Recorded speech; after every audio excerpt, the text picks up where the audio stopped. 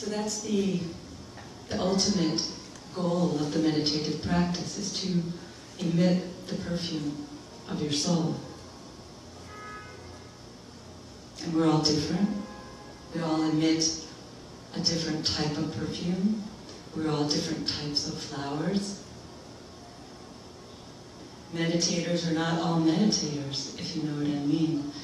Many people who I think are true practitioners of meditation don't meditate.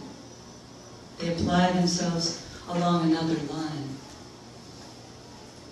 When I was waiting on the train station for quite some time, coming down here today, an old African-American gentleman was sitting there singing. Most amazing voice. And he was quite elderly. And I thought, it's quite an amazing voice. That was a voice he practiced. He might have been a good singer when he was young, but if he hadn't been practicing all these years, he would no longer be singing the way he was singing. He was amazing. He is better than anyone I've heard on the radio, seen on television. Just sitting there, and nobody was paying attention to him. Nobody even looked at him. But he kept singing, and he didn't care. He was so focused on his song, giving it his all. To me, he's a meditator. He kept at it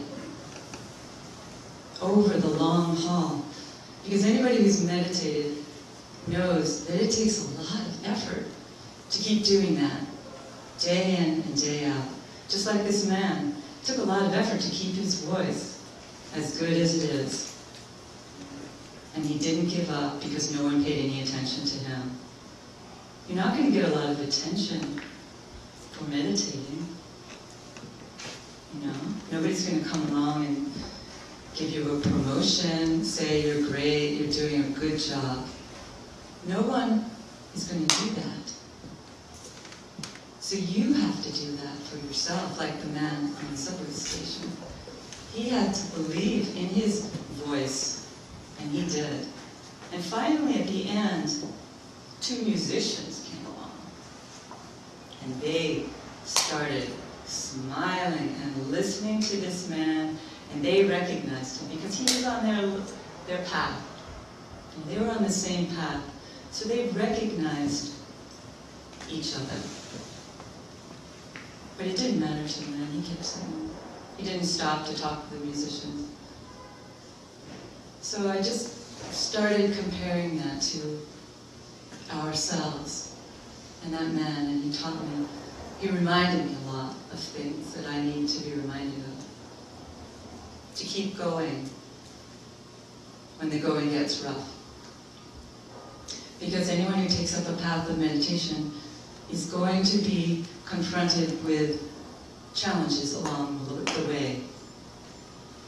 There are always challenges when you take up a new vibration, when you try and build a new vibration in your life.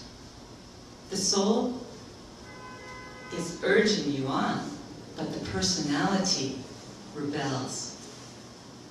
There's something, I don't really understand it fully, and I know someone else could explain it better, why the personality rebels.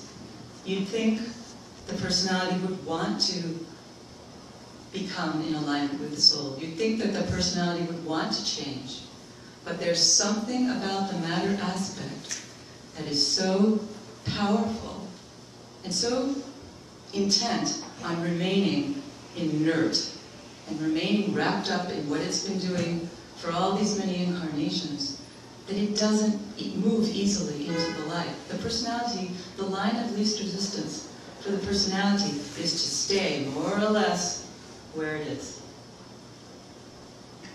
And so anytime you take up a practice of meditation, if you're serious about it, almost right away, you will be challenged. Not challenged just because it's difficult to meditate, we all know that, but you will be fundamentally challenged by your personality.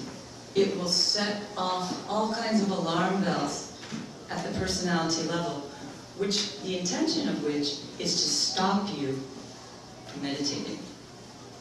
The personality wants to stop you from getting in touch with the soul so that it can remain supreme. So, I'm just saying this, which some people don't talk about. We more often talk about all the wonderful benefits of meditation, and there are wonderful benefits, which are fundamentally transformative benefits. But I'd just like to say that there are challenges. So that when you come across those challenges, you won't do what a lot of people do, which is stop meditating.